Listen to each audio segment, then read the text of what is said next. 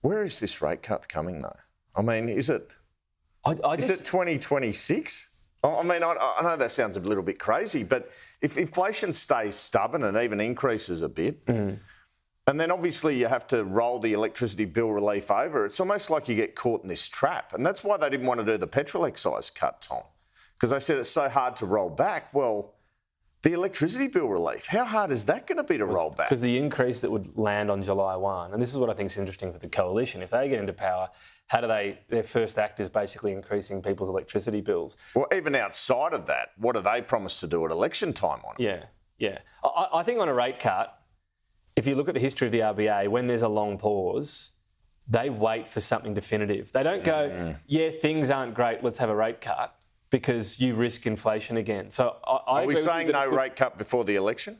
I don't think there will be now. Wow. Even a May election, you won't get one in there. I don't think so, unless you see, because they're going to wait for something like, unemployment's ticking up. The economy as a whole, not just for people doing it tough, because they want to. They need a material reason, not just. So they need the economy to get slammed, which would hurt the government as well. Even just unemployment, clicking.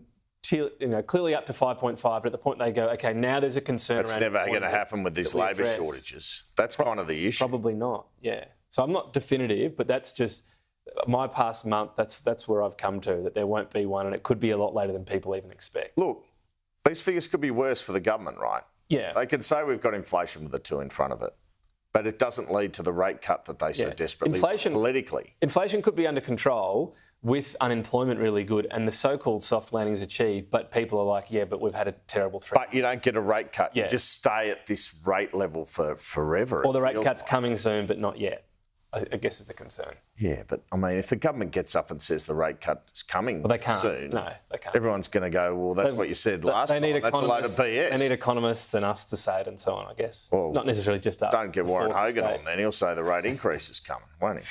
Which it isn't. It's not. These figures show, again, that isn't occurring, nor should it. We'll see. You and Warren Hogan both like sticking your neck out. We'll talk again later in the but I'm right more often than that is. There's a message for you, Warren.